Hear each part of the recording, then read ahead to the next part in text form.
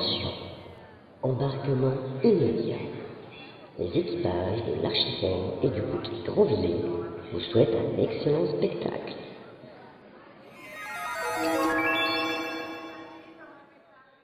Juste rappeler, moi je m'appelle Amélie Clément, je suis directrice artistique d'une compagnie qui a pour habitude normalement de travailler dans l'espace public, que peut-être certains d'entre vous ont croisé durant les sorties de vente. Voilà, on avait présenté à la dernière édition, mais aussi avant, l'Archipel et une équipe qui nous accompagne depuis un moment. On est implanté à Caen. Le Médoc est un orchestre de musique expérimentale du DOC, voilà, il arrive, il peut en parler bien mieux que moi, qui est implanté pas très loin de Caen non plus.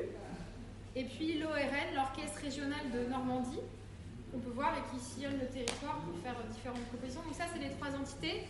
Et juste à côté de nous, il y a Catel Bidon, qui est directrice du Théâtre de la Renaissance et qui en fait a initié avec Pierre-François Roussillon de l'Orchestre Régional de Normandie cette rencontre au sein d'un projet européen que portait Catel, qui s'appelle Getting Unstuck.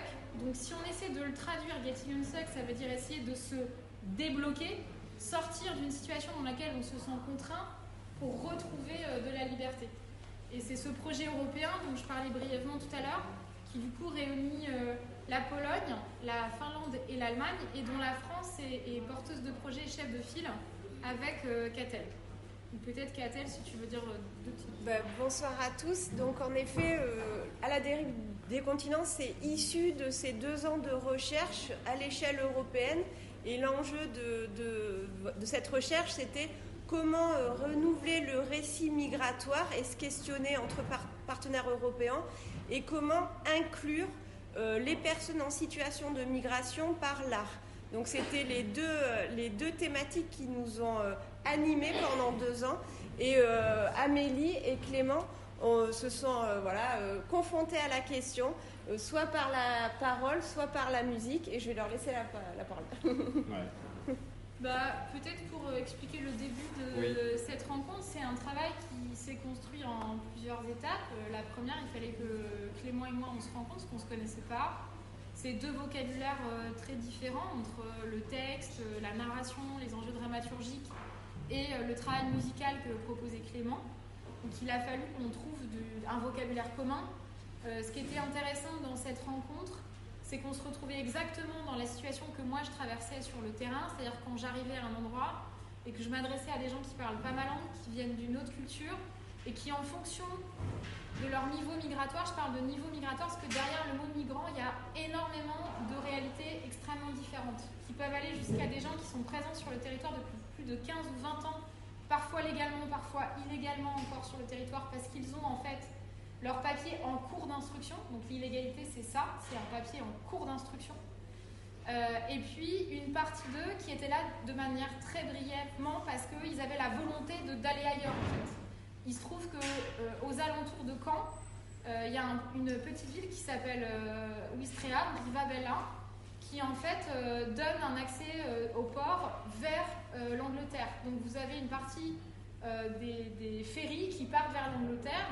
Et donc cette circulation vers l'Angleterre a généré à partir de 2017-2018 une migration visible qui utilisait la zone de Ouistreham comme une zone de transit. Donc on s'est retrouvé avec des camps de mineurs isolés étrangers sur le territoire, donc des gens qui ont entre 13 et 17 ans, qui viennent de différents territoires d'Afrique et qui ont la volonté de traverser et d'aller vers l'Angleterre, souvent parce que l'anglais est la langue qu'ils maîtrisent ou qu'ils ont une histoire coloniale dans leur pays d'origine avec l'Angleterre fait qu'ils se sentent en proximité, ou parfois parce qu'ils ont le sentiment qu'en Angleterre, ils auront des papiers, ils pourront être accueillis s'ils font l'effort d'apprendre et de travailler. Et que donc, il y a toute une porte qui s'ouvre à eux. Tout ce que je dis là est actuellement complètement dans une nébuleuse avec le Brexit. J'en parle pas à Grandville parce que, évidemment, vous savez ce que ça représente, ne serait-ce que dans les eaux territoriales et dans le rapport à la pêche, parce que ça vient changer de nos frontières, c'est quelque chose que vous connaissez, c'est aussi une ville portuaire. C'est aussi une ville d'ailleurs qui a une histoire migratoire, mais plus avec Terre-Neuve, qui s'est mélangée et dont vous avez une des traces quand même extrêmement importante qui reste dans cette culture mixte qui reste carnaval. Dont j'ai moi-même le cœur endeuillé de savoir qu'il n'aura pas lieu cette année. Mais je fais confiance à l'énergie grandvillaise pour me dire qu'il y aura plein de choses et que quand il va revenir, il sera monumental. Voilà. Mais oui, il aura lieu, bien sûr. J'y crois. Voilà, donc ça, c'est un peu l'énergie dans laquelle moi j'ai été pendant 2-3 ans. J'ai travaillé aussi avec des très jeunes, des familles, des femmes isolées, des parents, des enfants. Voilà, c'est toute une cosmologie, tout un écosystème. Évidemment, ils ne sont pas tous là sur scène, mais en tout cas, je pense très très fort à eux dans chaque mot que je prononce. Et puis, sur scène, il y a Mariam qui est avec nous, que vous avez entendu sur son texte, ce sont ses mots, qui est une artiste afghane qui nous a rejoints en septembre, qui est arrivée en France en août et qui est montée sur scène. Alors pourquoi elle et pourquoi qu'une? Parce que c'est une question que j'entends depuis hier. Parce qu'elle l'a décidé, parce que c'est une artiste, parce qu'une des raisons pour lesquelles elle est venue en France, c'est parce qu'elle avait envie d'apprendre cette culture artistique française et d'en être. Donc on lui a ouvert la porte. Et pour les autres, c'est parce qu'ils n'en avaient pas envie ou parce qu'ils ne pouvaient pas le faire. C'est-à-dire que la question légale pose énormément de questions pour des migrants en termes de visibilité dans une société. Il faut le savoir. Ils ne peuvent pas parfois se montrer parce que c'est prendre un risque d'avoir une OQTF, un ordre de quitter le territoire et de venir perturber leurs demandes sur le territoire. Donc c'est les raisons. Si demain on rencontrait d'autres gens qui avaient envie d'être avec nous sur scène, ni moi, ni Clément ne leur fermeront la porte, bien entendu, et chaque personne sur scène est rémunérée de la même manière. Nous sommes tous des artistes au travail, donc il n'y a pas de... Voilà, ça c'est pour... parce que c'est quelque chose aussi qui était important pour nous. Pourquoi pas plus? Comment? Ça pose toujours énormément de questions, de poser la question de l'inclusion. On a toujours l'impression qu'il faudrait que tous les gens qu'on a rencontrés soient sur scène. Tous les gens qu'on a rencontrés ne sont pas directement sur scène, mais ils sont tous là. Vraiment, dans chaque chose, chaque petit mouvement qu'on fait, et c'est avec eux qu'on travaille. Et je laisse la parole à Clément. Avec plaisir. Pour prendre l'idée de l'inclusion par l'art, c'est vrai que c'est l'œuvre qu'on a créée ensemble, et une œuvre ouverte. Et c'est le terme ouvert, c'est un terme qui était utilisé déjà dans les années 60 pour parler de toutes ces œuvres où finalement, il y a quelques petites choses qui sont données aux artistes, mais l'artiste doit y mettre beaucoup de lui pour faire marcher la musique. En l'occurrence, là, la pièce qui s'appelle In Si de Terry Riley sont juste des notes. Il ne dit même pas avec quel instrument il faut les jouer. Il ne dit pas vraiment comment il faut les jouer, mais en tout cas, il faut les répéter beaucoup. Et c'est la seule consigne, en gros. Et l'idée pour nous, c'était de partir de cette pièce-là, mais sous l'impulsion surtout de Pierre-François Roussillon, directeur de l'Orchestre régional de Normandie, et qui nous a proposé justement de travailler avec l'Orchestre régional de Normandie autour de cette œuvre, parce qu'elle fédère et surtout parce qu'elle est ouverte. Donc, par exemple, Mariam a appris progressivement les différentes formules en écoutant ce qu'elle avait autour d'elle, pour pouvoir s'intégrer justement dans cette partition qui avance d'elle-même. Comme vous avez pu le voir, c'est une œuvre qui est c'est un moteur qui se met en route un petit peu sur scène. Et toute l'idée, c'était de pouvoir trouver justement un langage aussi qui ne pouvait pas... Alors, excusez-moi, là, je commence à avoir le cerveau qui fait ça à la fin des concerts, moi. Mais un langage aussi corporel qui permette d'inclure le maximum de personnes. Et c'est pour ça que je fais plein de gestes assez particuliers, parce que ce ne sont pas des gestes qu'un chef d'orchestre ferait. Moi, je ne suis pas chef d'orchestre. Là, je suis plutôt pilote d'un groupe de musiciens qui vont tous dans le même sens. Et donc je donne des démarrages, je donne des freins, je donne un coup d'accélération, je gère les nuances, mais c'est-à-dire que c'est des gestes que tout le monde peut apprendre si on se met d'accord entre nous, quoi. Donc ces gestes-là, on les utilise beaucoup avec le MEDOC, l'orchestre de musique expérimentale du DOC depuis une dizaine d'années. Et là, avec l'ORN, on s'est rencontrés autour de ça et qui créait des espaces dans lesquels on pouvait insérer justement tous ces témoignages, ces préjugés, toutes ces choses que tu as collectées au fur et à mesure et qu'on intègre au fur et à mesure dans cette partition qu'on a créée à plusieurs mains finalement. Et donc toute l'idée de ces partitions dites ouvertes, c'est depuis les années 60 et depuis les années 50 aussi, c'est l'idée d'inclure, de pouvoir être inclusif, même si le mot n'était pas utilisé du tout dans les années 50, hein, mais d'être inclusif dans son rapport à l'art. C'est-à-dire, vous jouez avec des amateurs, vous jouez avec des professionnels, et ces partitions-là permettent de lisser ce rapport-là. C'est-à-dire que, par exemple, on a utilisé un outil qui était un peu à la base de notre projet dès juin 2020, quand on en a parlé ensemble, c'était la radio, que vous avez vu émerger par moments. Et cette radio-là, nous, avec l'Orchestre des musiques expérimentales du DOC, on fait des orchestres de radio depuis très longtemps maintenant, avec des enfants, avec des ados, avec des non-musiciens, des professionnels, et qui sont tout à fait déstabilisés autant qu'un enfant avec une radio. Vous imaginez, vous demandez de jouer de la radio, c'est un peu particulier. Mais ça permet justement de lisser le rapport entre les professionnels et les amateurs, en se retrouvant tous un peu à zéro face à un objet, et on apprend à y jouer ensemble. Et pour nous, il y a vraiment du sens à jouer comme ça entre ces musiciens qui cherchent à jouer avec leur maîtrise et dans l'excellence une partition, et des musiciens qui, eux, vont essayer de trouver leur personnalité, leur individualité dans une partition qui demande à ce qu'on soit à la fois des individus dans un collectif qui avance d'un seul tenant. Évidemment, il y a une part d'improvisation, une part d'inconnu. Des fois, un musicien va me proposer un son qui n'est pas le même que la veille. Il a eu plein de choses qui n'étaient pas la même que hier. Et c'est ça qui est passionnant, c'est d'avoir une œuvre qui avance à chaque fois différemment. Amélie dit différemment ses textes, des petites surprises, et je me dis là où est-ce que je suis. Mais c'est ce bonheur-là aussi de ce moment un peu tendu, parce qu'on est dans un moment tendu, en général. Et ce moment tendu, avec la musique expérimentale, on le tient très très bien. Et vous avez pu le voir avec le premier son qu'on a fait sur scène, on vous mettait dans l'ambiance de quelque chose d'un peu tendu, on va dire ça comme ça. Voilà. Oui. Je vois les gens qui font oui. Ce qui du coup nous a réunis dans le travail, c'est l'idée de travailler sur un terrain d'égalité, de ne pas avoir de sachants et d'apprenants, d'essayer d'être ensemble, et puis aussi de se donner l'opportunité d'ouvrir des portes vers un terrain qu'on connaît moins, c'est-à-dire que ça c'est peut-être ce qu'on voit moins sur scène. Généralement, on arrive sur scène, on a une fonction. Vous êtes acteur, vous êtes éclairagiste, vous êtes musicien, vous êtes dans votre fonction. Et on attend de vous que vous produisiez une forme d'excellence dans votre fonction. Là, on n'a pas cherché l'excellence. On a cherché l'endroit poreux de rencontre et d'échange. Ce qui veut dire qu'il faut apprendre à travailler quotidiennement un peu différemment et faire un petit pas de côté. Et c'est ce qu'on a fait tout au long du processus de rencontre des collectes, puisque aller collecter de la parole, c'est pas forcément ce format. Mais c'est génial parce que souvent c'est l'image qu'on en a, quelqu'un avec un micro qui fait une sorte de micro-trottoir puis qui va enregistrer des rencontres et tout ça. C'est une des possibilités. Nous, on a fait le choix de mettre en place des chantiers participatifs dont on n'était pas les sachants, c'est-à-dire autour d'une maîtrise qu'on n'avait pas, par exemple la soudure, des choses très concrètes avec les mains, des repas partagés. Et on a convié des gens différents qui ne se connaissaient pas à venir faire la cuisine ensemble, manger un repas, souder des roquettes stove pour après les donner sur le camp pour que les gars puissent se faire à manger, se réchauffer pendant l'hiver, installer des œuvres artistiques dans l'espace public. Voilà. On a cherché comme ça plein de choses. Et vraiment, ce qui a vraiment fait la relation entre les deux, c'est qu'il n'y a pas de sachants, il n'y a que des apprenants. Parce qu'on a tous à un endroit quelque chose à apprendre, on a tous des compétences et une complémentarité à pouvoir trouver et développer, qu'importe le niveau. Et c'est vraiment dans ce cadre qu'on a souhaité ouvrir l'ensemble du travail et considérer l'ensemble des artistes qui y participaient. Donc c'est ce qui a fait trait d'union.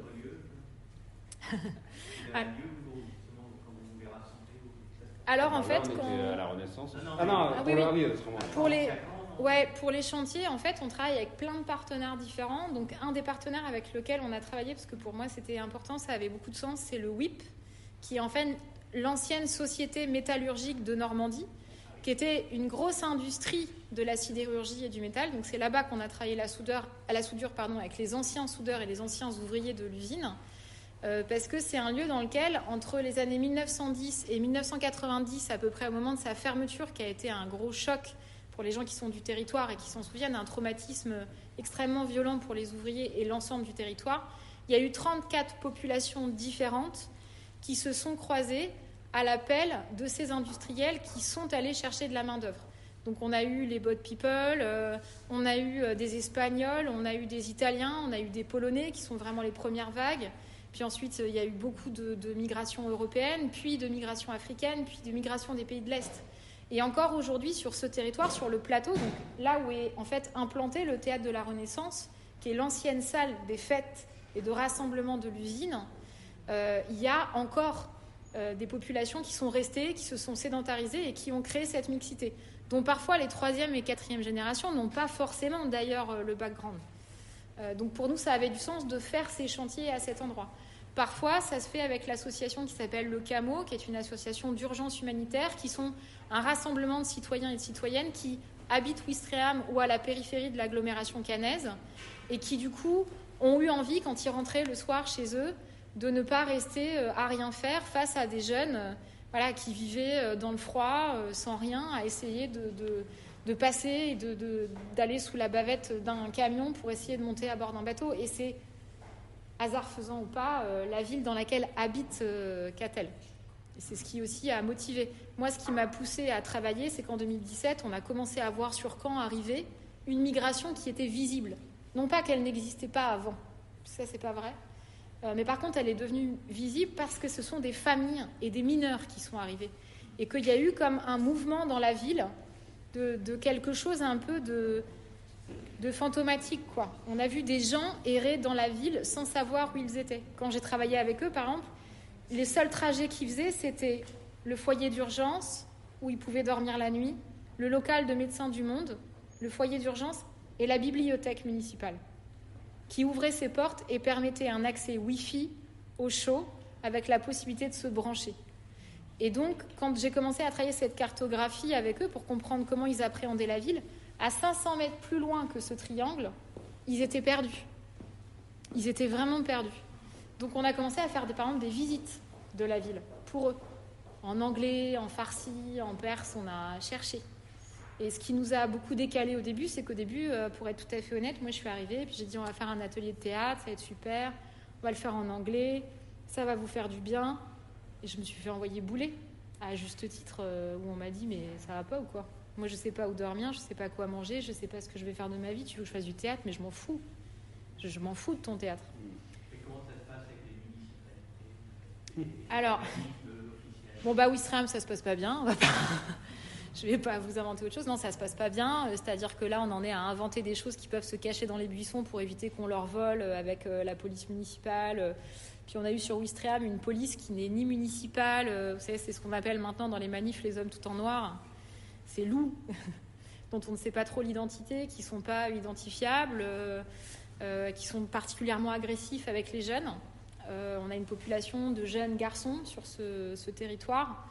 Voilà, donc là, ça se passe pas bien. Donc, quitte à ce que parfois on ait des amendes voilà, sur les bénévoles qui viennent aider sur la distribution alimentaire, le maire lui-même est descendu pour aller mettre des amendes sur les voitures, histoire de dire qu'on n'avait pas le droit de se garer là. Bon, il a perdu en procès, en fait. Pour l'instant, il perd à chaque fois parce qu'en fait, il outrepasse son droit et je pense qu'il fanfaronne plus qu'il n'acte en réalité. Bon. Après, il a été réélu, donc voilà, c'est la démocratie qui s'exprime quand même. Donc ça pose des questions aussi sur le territoire, sur comment peut-être on parle de ce qu'on fait, de ses actions.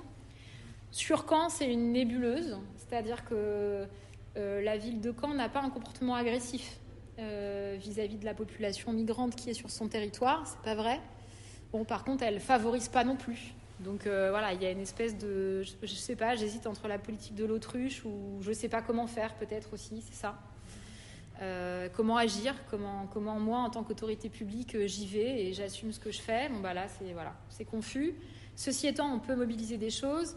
Sur le territoire de l'agglomération caennaise, l'ensemble des structures culturelles, tout théâtre confondu, scènes de musiques actuelles, ont signé une charte qu'elles ont toutes affichée sur leur porte en très grand, qui est le manifeste pour l'hospitalité, et mis en place des collectes, de collecte de vêtements, de nourriture, de la redistribution, des soirées de soutien, des caisses de solidarité qui nous ont permis d'alimenter les associations qui aidaient sur le territoire, qui avaient besoin de camions. On leur a trouvé des camions pour faire de la circulation, des logements.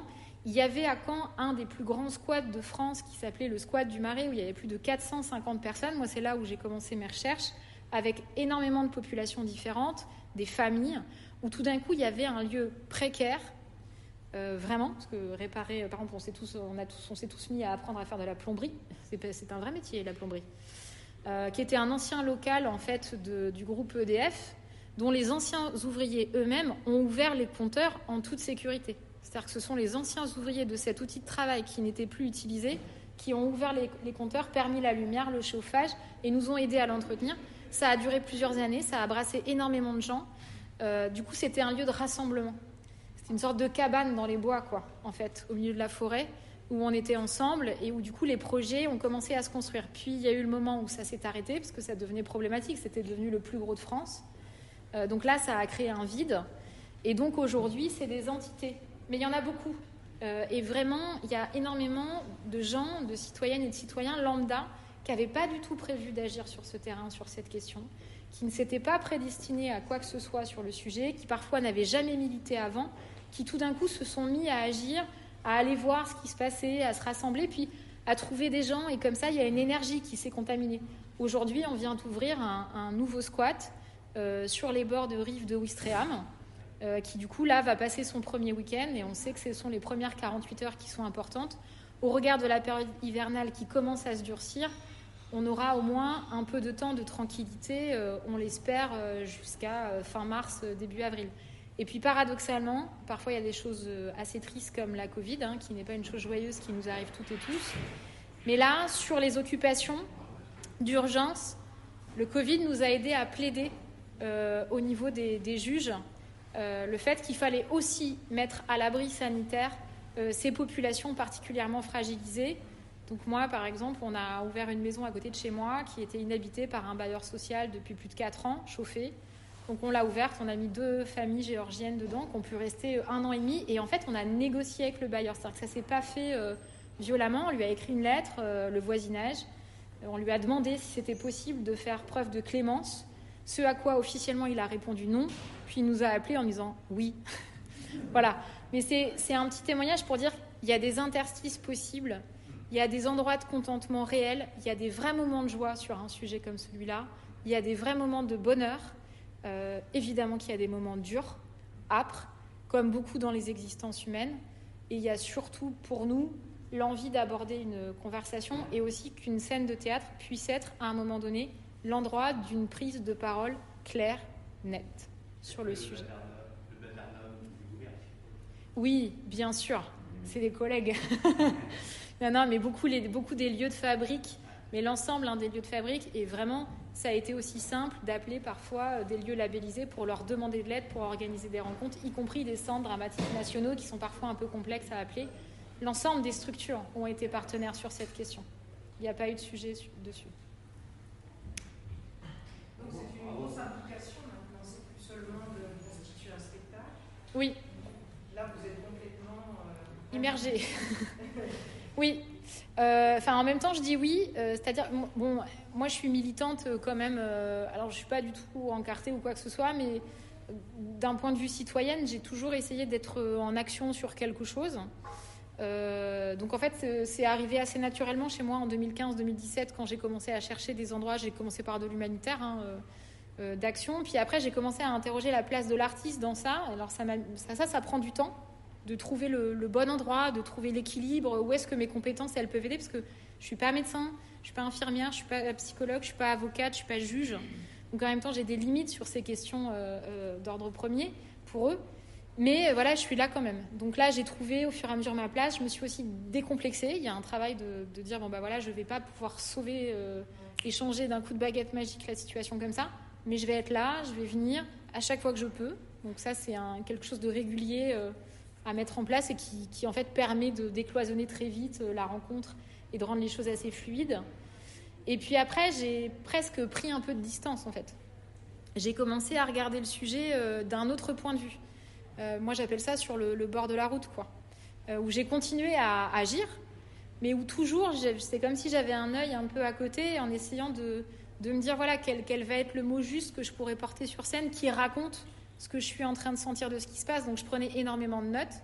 J'avais arrêté d'enregistrer parce que ça les effrayait un peu, que ça s'est beaucoup fait à un moment donné entre 2019 et 2020. Il y a eu beaucoup de reportages, de documentaires, la télé est beaucoup venue, il y a eu beaucoup la presse. Donc, les photographes, ça décalait un peu la rencontre. Du coup, on arrivait, puis ils faisaient exactement le même discours, tous les uns après les autres, qu'ils pensaient que j'avais envie d'entendre pour faire avancer leur situation. Donc, on a arrêté d'utiliser ces outils et on a mis en place des choses plus simples. Voilà, de manger ensemble, d'avoir une conversation, puis je prenais des notes. Et au fur et à mesure, oui, c'est un sujet c'est pas un sujet... De tout le travail de collecte que j'ai pu faire, c'est un sujet dans lequel vous plongez complètement. Mais je suis venue travailler en 2019 sur le carnaval de Granville. J'ai fini au hangar, ça m'a plongée complètement et j'ai adoré. Je pense qu'un artiste, quand il décide d'avoir un sujet de recherche, et à mon avis, c'est la même chose quand tu as une obsession musicale. C'est juste qu'à un moment donné, c'est la seule qui compte. Donc à ce jour, après tant d'années de travail, c'est la seule qui compte. Mais je sais aussi que demain, j'en aurai d'autres. Mais en même temps... aucune ne s'en va. C'est-à-dire que c'est plutôt un train avec des wagons qui s'accumulent et qui se nourrissent entre eux. Mais oui, c'est là, pour l'instant, c'est quelque chose qui est pleinement à l'intérieur. Et c'est aussi pour ça que j'avais envie que ce soit... Je travaille avec des acteurs qui sont très très bien, mais là, j'avais envie que ce soit moi, parce que j'avais envie que ce soit ma parole, j'avais envie de me mouiller, quoi, d'aller au bout du truc. Peut-être que si demain, le spectacle, il fait 50 dates, peut-être je viendrai l'écouter avec une autre actrice et réajuster un peu le texte, mais peut-être ce sera plus moi. Ça me gênerait pas, par exemple. Ouais, toujours différent. Et c'est vraiment toujours différent. On a l'impression que ça lie et tout ça, mais en fait, il y a énormément d'improvisation, y compris dans le texte, parce que j'essaie pleinement d'écouter ce qui se passe. Et vraiment, par exemple, la représentation de ce soir était très différente de celle d'hier. L'énergie n'était pas du tout au même endroit. Dans l'énergie, dans l'humeur et tout ça. Et du coup, on se réadapte. Et donc, je joue le jeu jusqu'au bout. Et c'est compliqué de figer le texte parce qu'en fait, la dernière phrase officielle du texte, je l'ai écrite vendredi matin. Parce qu'on a fini le travail vendredi matin. C'était hier. Mais en même temps, je continue. Je vois bien que je rajoute des choses là à la fin. J'ai pas fait tout à fait la même chose. Parce que j'ai envie d'être ici et maintenant, quoi. Mais exactement comme chacun des musiciens et des artistes présents sur cette scène. Ici et maintenant. Non, merci. Yeah. It's really good. It's you made me cry. So at a point you were c'est fou. You made me cry. I was like, Yeah. Yeah. I was j'étais heureux, j'ai pleuré. Yeah, it's my favorite part too. En fait, moi aussi, c'est au niveau de l'appréciation, surtout la solidarité, parce que tout ce que vous avez raconté, en fait, je l'ai traversé et je suis en train de le revivre encore jusqu'à présent. Parce que même madame vient de parler tout de suite d'identité. En fait, j'ai ça sur lui. Et quand elle a parlé aussi, surtout prendre un petit sac et mettre toute sa vie. Tout à fait. Et moi, je suis sorti chez moi avec 2 pantalons, plus 2 t-shirts de la Guinée. Peut-être que vous connaissez, c'est l'Afrique de l'Ouest, à côté du Mali. Après Mali, il y a le Burkina. Après le Burkina, il y a le Niger. Après le Niger, il y a un autre pays qu'on appelle le désert, qui à peu près tout le monde connaît ce qui se passe. Après, il y a la Libye, etc., l'Italie, la Suisse, l'Allemagne, jusqu'en France ici. Et encore, je suis en train de revivre encore les mêmes problèmes. Mais en fait, quand je vois cette solidarité que vous menez aujourd'hui, vraiment, c'est quelque chose qui me fait beaucoup plaisir. En fait, quand je vous vois, j'ai même envie, c'est-à-dire d'être même avec vous, parce que moi aussi, à chaque fois, j'essaye de noter, parce que depuis, en France, par contre, depuis 2019, j'ai commencé à écrire, j'ai un petit livre que j'écris. Mais quand elle a commencé à parler, je dis, on dirait que c'était directement mon histoire. Je me voyais moi-même dans le film. Vraiment, moi, j'apprécie avec ma dernière énergie. Et en plus aussi, vraiment, je vous remercie aussi de cette solidarité. Parce que c'est pas tout le monde qui a le courage. Il y a les personnes qui ont envie de le faire. Mais en fait, le courage, ça manque. Ou la manière, comment le faire, ça manque à beaucoup de personnes. Parce que nous, je suis de gravir ici, il y a Bordata, c'est le mot ici, qui essaye de nous aider d'une autre façon, c'est-à-dire nous apprendre la langue française, les mots bleus, et tout ce qui est administratif, c'est l'association Bordata qui s'occupe. Mais en fait, au niveau des papiers, là, peut-être, comme vous rencontrez les jeunes, en fait, c'est vraiment quelque chose qui est très très difficile. Surtout au moment où au moment où vous marchez, c'est-à-dire vous disiez faux. Tous les documents que tu rédiges, tu envoies, que ce soit des prévisions, etc., tout est faux. C'est vraiment un grand merci à vous. Et même j'ai envie de prendre une photo avec vous. Mais bien sûr. Yes. Merci beaucoup. Merci. Merci.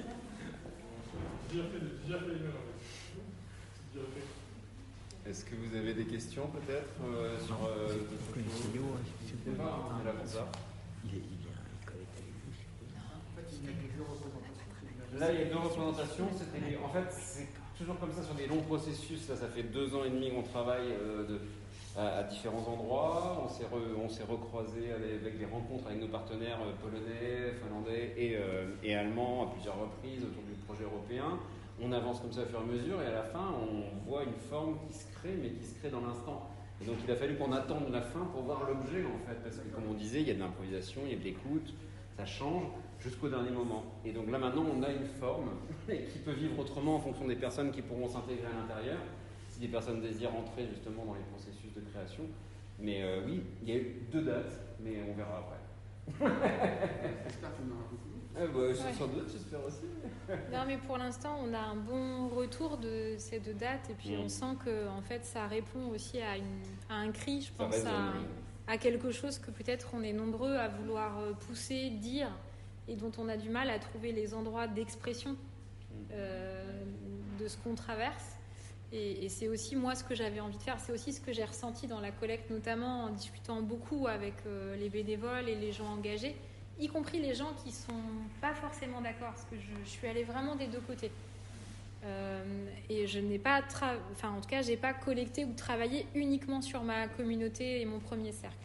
J'ai vraiment essayé de comprendre dans les préjugés, par exemple, ce qui effraie et ce qui peut expliquer une forme de réticence qu'on ne peut pas résoudre à une hypothèse raciste tout le temps.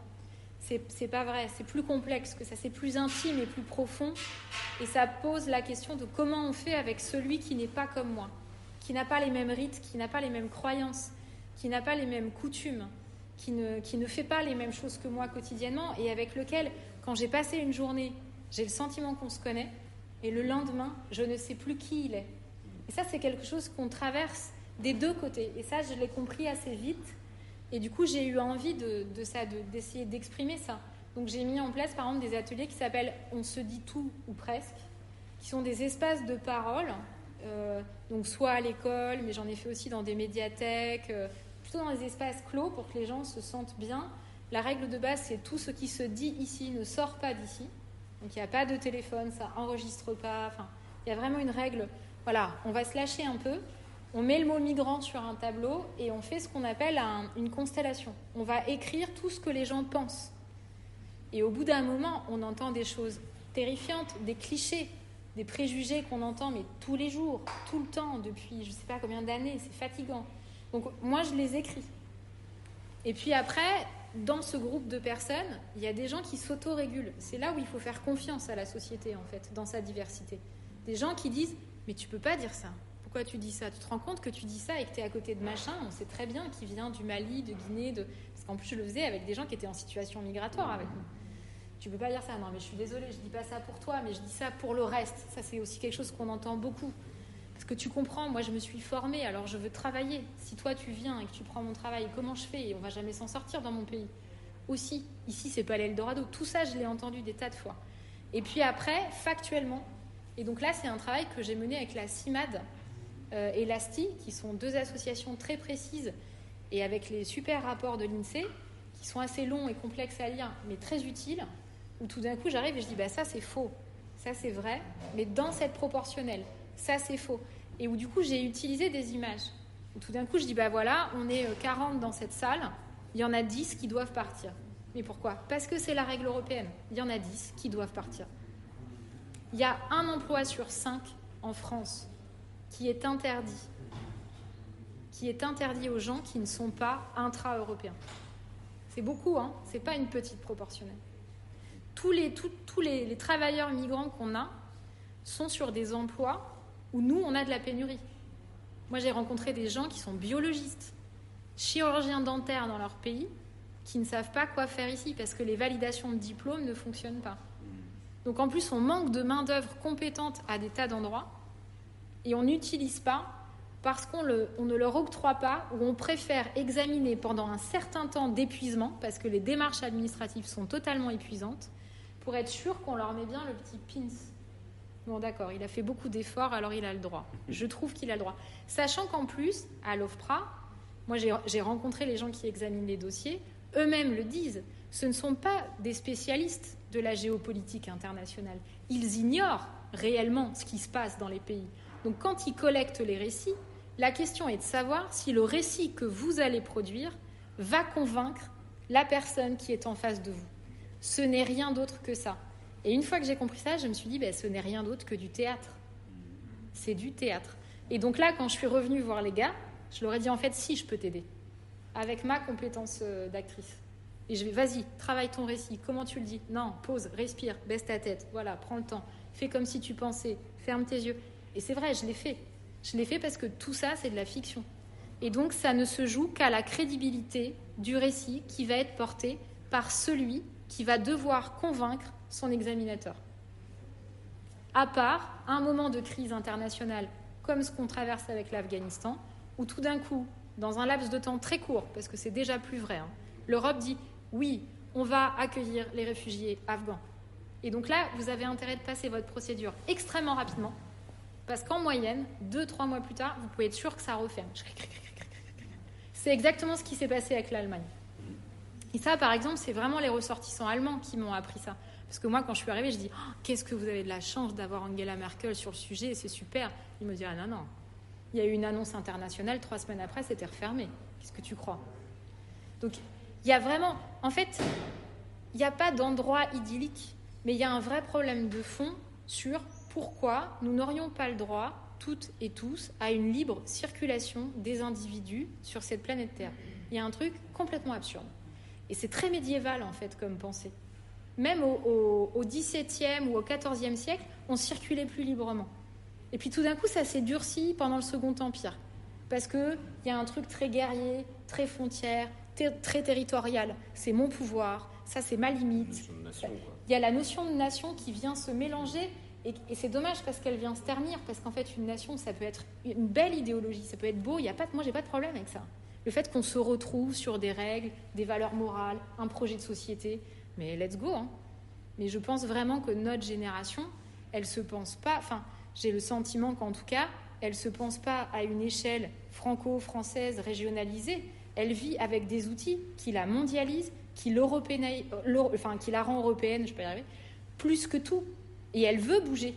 Et d'ailleurs, elle vit assez mal ce qui est en train de se produire aujourd'hui, où dans l'espace Schengen, il y a peu de choses qui sont intervenues pour qu'on fasse remonter les frontières. Il y a eu les attentats de 2001 aux États-Unis qui ont fait que la France a refermé une partie de ses frontières et demandé une augmentation de ses contrôles aux douanes dans l'espace Schengen, ce qui lui a été octroyé pour 2 ans, parce que c'était la durée maximale, sinon ça la sortait de l'espace Schengen. Et puis, il y a eu une autre vague d'attentats ensuite, où là, il y a eu des amalgames, où on a refait la même chose 2 ans. Et là, sur Covid, on arrive quasiment au bout des 2 ans, où en fait, on est en train de mettre cette procédure en marche.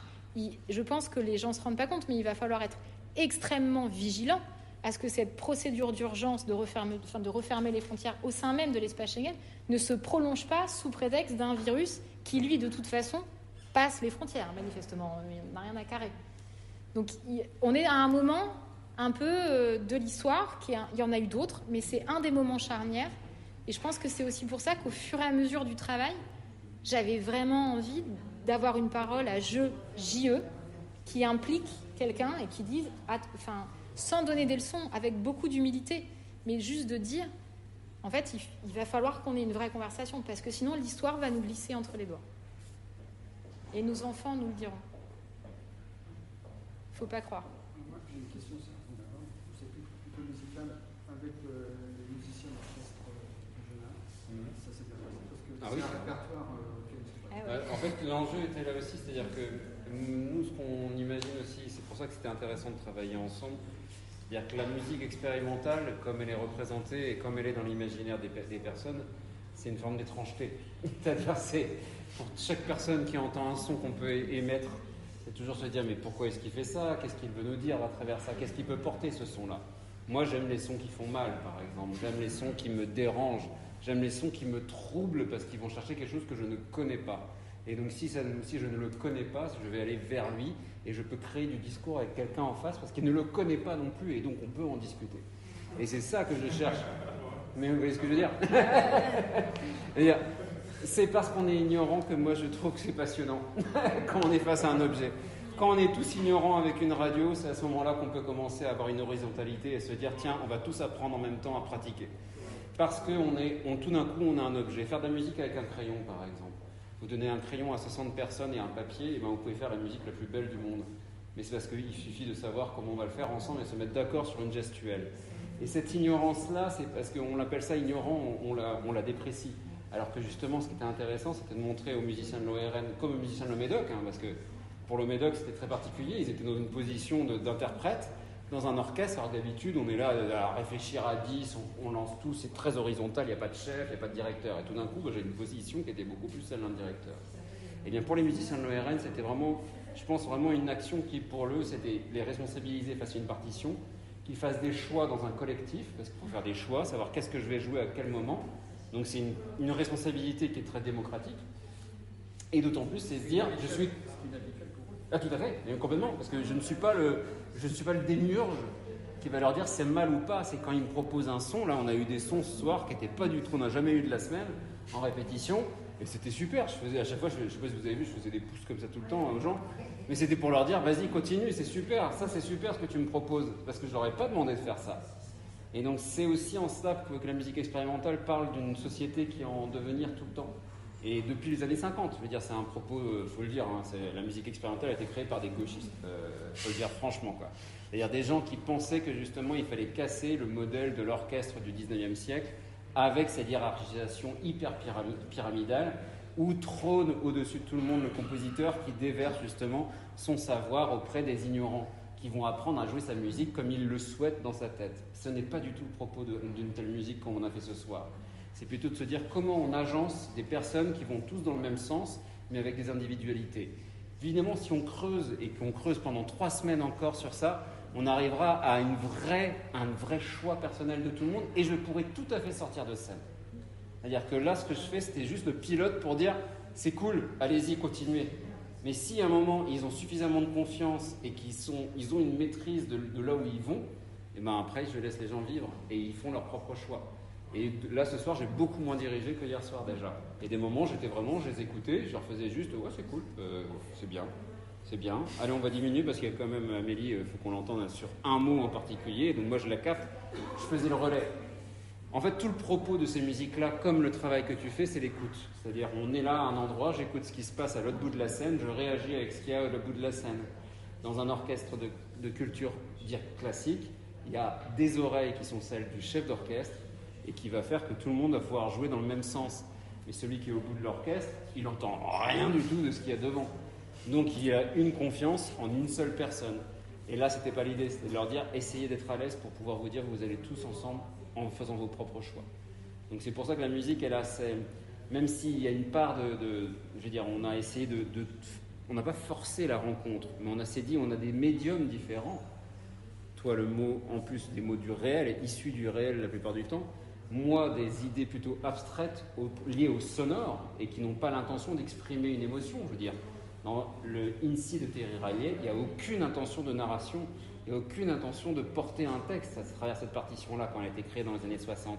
C'est de la musique abstraite qui crée une sensation mais qui ne raconte rien. Là, on a construit un élément où justement il y a des libertés d'interprétation aussi pour vous. C'est-à-dire à quel moment est-ce qu'on va porter le drame, à quel moment le nœud dramaturgique va se faire, c'est parce qu'on a fait ces rencontres entre ces partitions et ces mots. Et c'est vrai que demain ça pourrait tout à fait changer si tout d'un coup il y a des musiciens qui ne sont pas les mêmes, si c'est d'autres musiciens qui apportent des nouvelles idées, ou si justement à côté de Mariam on a une autre personne qui va amener à notre répertoire une autre langue. Parce que vous avez vu, on a fait un montage de différentes langues avec des berceuses. On est parti du fait que la berceuse est la seule forme universelle qui existe en musique. Vraiment, l'universalité en musique n'existe pas. Il y a plein de musiques que nous on adore, ou bien qu'un autre peuple va adorer, et puis on ne peut pas aimer. Mais si, en fait, il y a une universalité, c'est de la berceuse. C'est-à-dire qu'il y a des études vraiment scientifiques qui parlent de ces formes, comme quoi vous allez écouter une berceuse en Inde, au Mali ou bien en France, et vous aurez souvent les mêmes formes mélodiques, les mêmes manières d'agencer justement le mot et la mélodie pour un seul but, c'est faire endormir quelqu'un. Et donc c'est pour ça qu'on a récolté, et tu l'as fait avec les partenaires, des berceuses de plein de pays différents, pour aussi les mêler entre elles dans ce moment qui flotte complètement, parce qu'une berceuse n'est pas là pour raconter quelque chose, elle est là juste pour créer un espace d'écoute. Mais on ne s'est pas endormi. Eh ben, tant mieux. Mais alors moi, ce que je disais aux musiciens, c'est si vous arrivez à m'endormir, c'est que c'est gagné, quoi. Mais debout, c'est dur. Hein. Debout, c'est dur. Mais j'étais assis en la queue.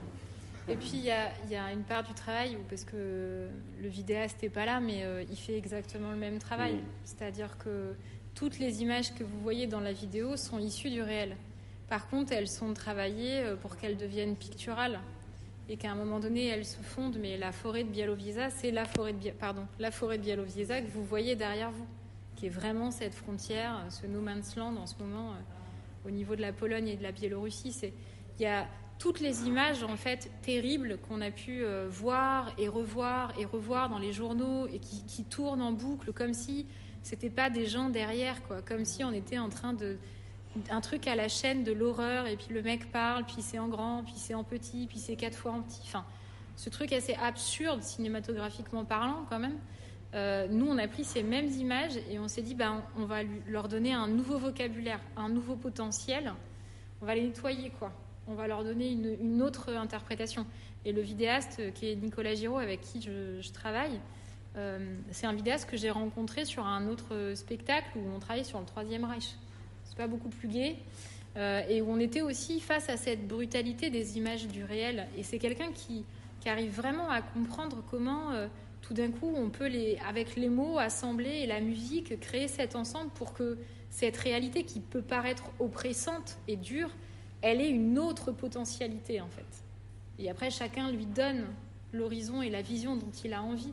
Et c'est l'ensemble de ces convictions partagées qui vraiment fonctionne pour nous sur scène, quoi, et qui crée la relation de confiance. C'est que dans un endroit comme dans un autre, il n'y a pas de vérité sur ce plateau et dans ce travail. Il y a des échanges. Des choix. Des choix. Parce qu'il y a aussi des choix à faire à l'instant. Et on peut changer le lendemain. Et voilà. C'est-à-dire que toutes les propositions artistiques, là, c'est en gros, on a un réservoir de notes, un réservoir de texte, un réservoir de pensée, un réservoir de tout ce qu'on a pu engranger, et qu'à un moment, il faut faire un choix. On est sur scène, c'est ce mot-là qui sort, c'est cette note-là qui sort, c'est ce chemin que je vais prendre, et demain ce sera un autre en fonction des personnes avec qui je joue. Par exemple, ce soir, il y avait un musicien en moins par rapport à hier, c'est une histoire de planning. Le son n'était pas tout à fait le même, mais on ne va pas dire qu'il était mieux ou moins bien, c'est que c'était autre chose, à un autre endroit, c'était différent. Une altérité que l'on cherche tout le temps, en tout cas dans ma pratique, c'est chercher tout le temps l'altérité, parce que sinon on n'est que dans ce qu'on connaît. Et j'aime bien ne rien connaître. Ouais. Il y avait des questions, vous venez à Grandville avant, le metteur en scène, je ne sais pas si c'est vous, oui. Pour faire un travail un peu en amont avec les jeunes migrants qui sont ici. Oui. Ouais. Le Covid nous a bien embêtés sur le projet. À mon grand regret, mais après, on peut lui donner une vie après. Il n'y a pas de. Le spectacle, c'est pas un point. Ouais. Le spectacle, c'est 3 petits points. C'est un moment. Oui. Il faut pas hésiter. Il faut qu'on trouve les modalités pour que ça puisse se faire. Mais vraiment, il faut. Ce spectacle-là, c'est un point d'étape ici et maintenant, mais c'est pas un point définitif à une conversation qui vient à peine de commencer. Donc, si en ayant vu. Demain, vous avez envie qu'on vienne, qu'on parle du travail, qu'on discute ensemble, avec grand plaisir. Il n'y a pas de problème. D'autant plus que nos partenaires européens, eux, continuent aussi leur création toute l'année. Donc, c'est-à-dire que le projet européen, on est encore dans l'échange jusqu'à ce qu'ils soient tous créés. Et peut-être que leur création nous donnera aussi des choses, du contenu. On retrouve dans ce que vous dites toutes les histoires et les difficultés avec la préfecture, etc. Mais en même temps, c'est vrai qu'ici, dans les jeunes qui sont accompagnés, il y a vraiment des gens qui sont très créatifs, enfin, qui ont leur vécu, peuvent dire, inventer, créer totalement. des choses peut-être artistiques. Il y a des moteurs. Non, puis après, il ne faut pas hésiter aussi, d'un côté comme de l'autre, à interpeller les structures culturelles de votre territoire, à leur dire, voilà, nous, on a une curiosité, une envie de déployer quelque chose, parce que ce sont aussi, évidemment, à l'archipel, mais même aller ailleurs, dans les conservatoires. Enfin, il ne faut pas avoir peur de toquer, de dire, voilà, nous, c'est une asso, on fait ça, il se passe ça, les jeunes, ils ont envie, qu'est-ce qu'on peut faire et tout. Il n'y a pas de problème, la conversation, elle va s'amorcer très très vite en fait, c'est assez simple. C'est juste ce petit geste du pas de porte qui est toujours un peu compliqué de... imaginez que c'est les intrigues, quoi. Vous êtes déguisés, les portes sont ouvertes et vous allez chez les gens et on verra bien ce qui se passe, quoi. C'est carnaval. Oui. Ouais, faut enclencher, mais allez-y parce que dans les structures culturelles, il existe, et c'est tout le paradoxe du gouvernement et de l'Europe, il existe des financements pour que l'histoire soit autre en fait que ce qu'elle est. C'est ça qui est fou. En fait, il existe vraiment des endroits possibles de rencontre pour faire que l'histoire gouvernementale et européenne soit autre demain. Et ça, c'est assez beau, en fait, dans le système. C'est vraiment l'endroit où, en tout cas, moi, je vois une ligne d'horizon. Donc, prenez-les. Et si c'est même juste un temps d'échange pour vous aider à les prendre et à aller les chercher et vous mettre en relation, il n'y a pas de problème. C'est centre de ressources. Oui. Ouais, ça, c'est important. Communiquer autrement. Merci beaucoup pour cet échange et tout. Merci beaucoup. Et du coup, au plaisir de vous revoir à Granville, vraiment à Port d'Attache. Et, merci à vous. Au revoir. Merci. Vous venez d'écouter Embarquement immédiat avec notre commandant de bord Xavier pour le bouquet Grandvillers, à destination de l'archipel, la salle de spectacle de Granville.